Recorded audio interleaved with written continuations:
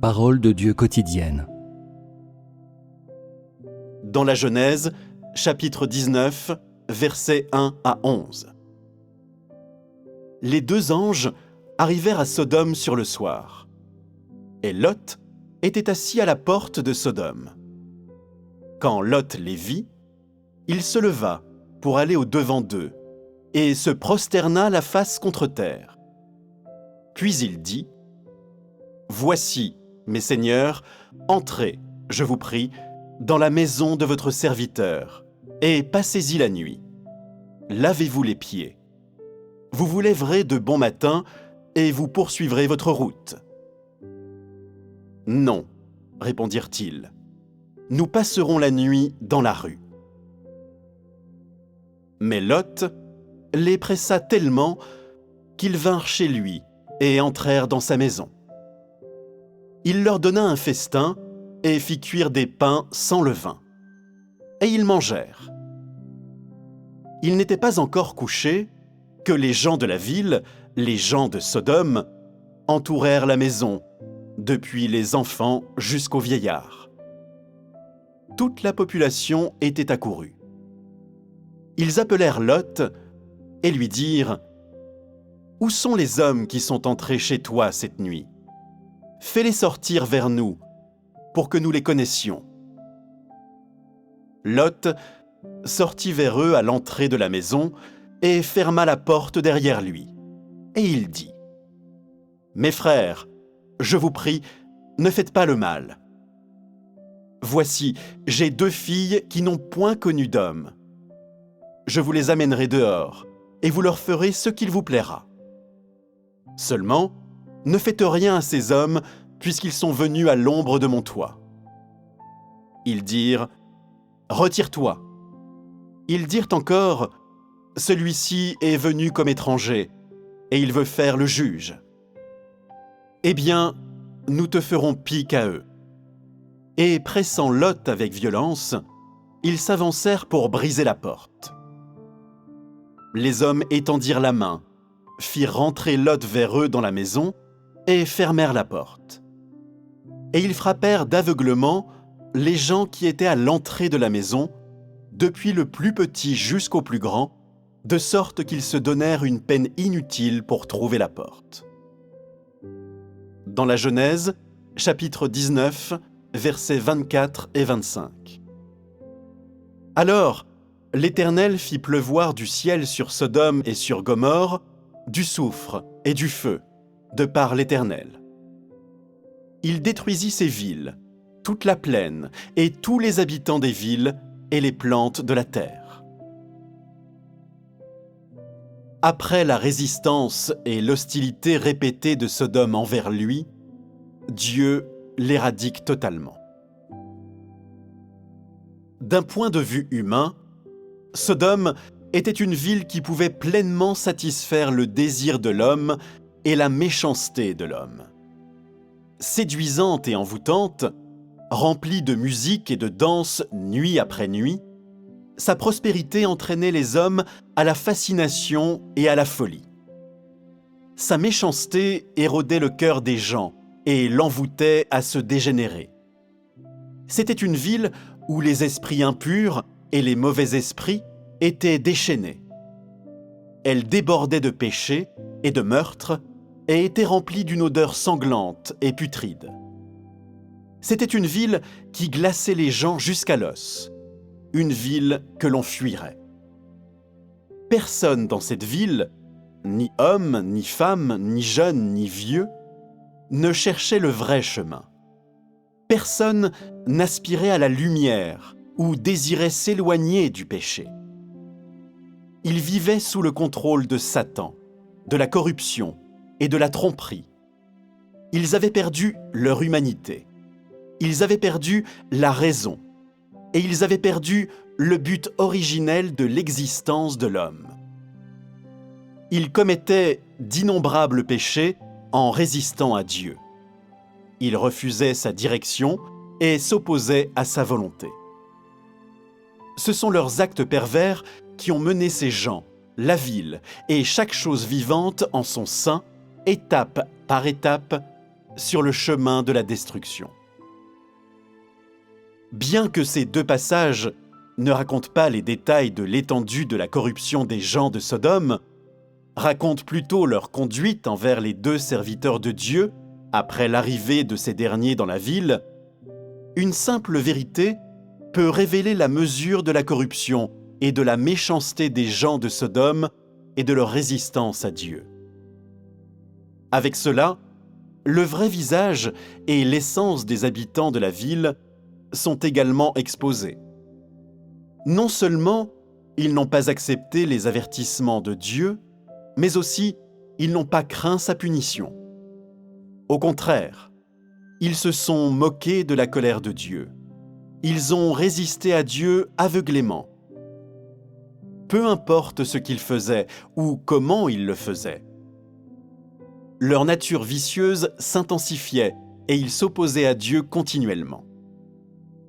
Les gens de Sodome étaient hostiles à l'existence de Dieu, à sa venue, à sa punition et plus encore à ses avertissements. Ils ne voyaient rien d'autre qui ait de la valeur autour d'eux. Ils dévoraient et lésaient tous les gens qui pouvaient être dévorés et lésés, et les serviteurs de Dieu n'étaient pas non plus tendrement traités. En ce qui concerne l'ensemble des actes pervers commis par les gens de Sodome, léser les serviteurs de Dieu n'était que la partie émergée de l'iceberg.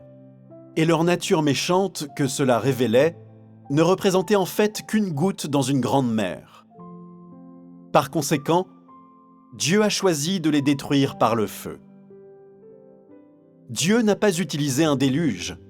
Il n'a pas utilisé un ouragan non plus, ni un tremblement de terre, un tsunami ou toute autre méthode pour détruire la ville. Qu'a signifié l'utilisation du feu par Dieu pour détruire cette ville? Cela a signifié la destruction totale de la ville. Cela a signifié que la ville est entièrement disparue de la terre et de l'existence. Ici, la destruction ne se réfère pas seulement à la disparition de la forme et de la structure de la ville ou de son apparence extérieure. Elle signifie aussi que les âmes des gens à l'intérieur de la ville ont cessé d'exister, ayant été complètement éradiquées. En termes simples, toutes les personnes, tous les événements et toutes les choses associées à la ville ont été détruits. Il n'y aurait pas d'au-delà ou de réincarnation pour eux. Dieu les a éradiqués de l'humanité, de sa création, une fois pour toutes. L'utilisation du feu a signifié l'arrêt du péché et la fin du péché. Ce péché cesserait d'exister et de se répandre. Cela a signifié que le mal de Satan avait perdu son terrain de prédilection ainsi que le cimetière qui lui avait donné un lieu de résidence et de vie.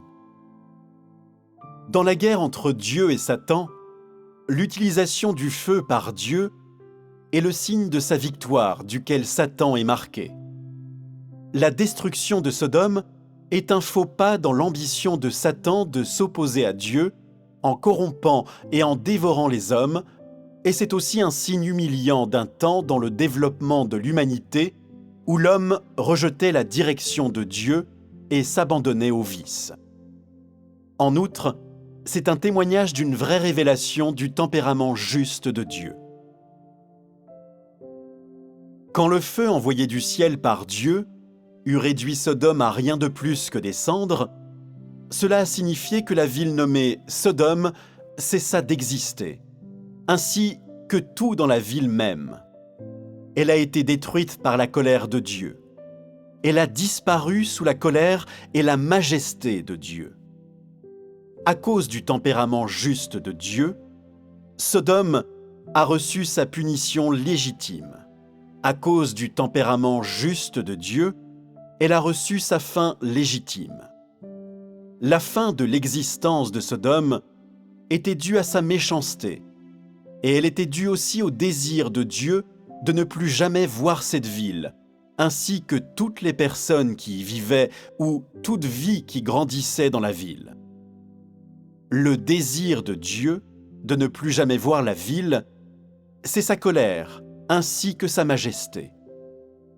Dieu a brûlé la ville parce que son iniquité et son péché lui ont fait ressentir de la colère, du dégoût et de la répugnance envers elle.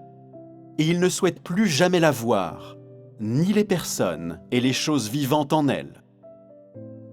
Une fois que la ville eut fini de brûler, ne restant que des cendres, elle cessa vraiment d'exister aux yeux de Dieu. Même son souvenir avait disparu et s'était effacé de sa mémoire. Cela signifie que le feu envoyé du ciel n'a pas seulement détruit la ville entière de Sodome et les gens remplis d'iniquité à l'intérieur, ni détruit seulement tout ce qui était souillé par le péché dans la ville, mais même plus encore, ce feu a détruit les souvenirs du mal de l'humanité et de sa résistance contre Dieu. Tel était le but de Dieu en brûlant complètement la ville. Des hommes étaient devenus corrompus à l'extrême. Ils ne savaient pas qui était Dieu ou d'où il venait.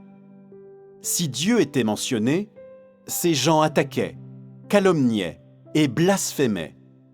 Même lorsque les serviteurs de Dieu vinrent proclamer son avertissement, ces hommes corrompus non seulement ne montrèrent aucun signe de repentance, ils n'abandonnèrent pas leur mauvaise conduite. Au contraire, ils ont effrontément lésé les serviteurs de Dieu. Ce qu'ils ont exprimé et révélé, c'est leur nature et leur essence d'inimitié extrême envers Dieu. Nous pouvons voir que la résistance à Dieu de ces hommes corrompus était plus qu'une révélation de leur tempérament corrompu, tout comme c'était plus qu'un exemple de calomnie ou de moquerie découlant d'un manque de compréhension de la vérité. Ni la stupidité, ni l'ignorance n'avaient motivé leur conduite méchante. Ce n'était pas parce que ces gens avaient été trompés, et ce n'était certainement pas parce qu'on les avait induits en erreur. Leur conduite avait atteint le niveau d'un antagonisme, d'une opposition et d'une protestation ostensiblement effrontée contre Dieu. Sans aucun doute, ce genre de comportement humain était susceptible d'enrager Dieu et d'enrager son tempérament, un tempérament qui ne doit pas être offensé. Par conséquent, Dieu a directement et ouvertement libéré sa colère et sa majesté. C'est une vraie révélation de son tempérament juste. Face à une ville débordant de péché, Dieu a voulu la détruire le plus rapidement possible. Il a voulu éradiquer ses habitants et tous leurs péchés de la manière la plus complète possible, pour que les gens de cette ville cessent d'exister et pour empêcher le péché de ce lieu de se multiplier. La manière la plus rapide et la plus complète de le faire était de la détruire complètement par le feu. L'attitude de Dieu envers les gens de Sodome n'était pas une attitude d'abandon ou de mépris. Il a plutôt utilisé sa colère, sa majesté et son autorité pour punir, abattre et détruire complètement ces gens. Son attitude envers eux en était une non seulement de destruction physique, mais aussi de destruction de l'âme, une éradication éternelle. C'est vraiment ce qu'implique « cesse d'exister selon le désir de Dieu ».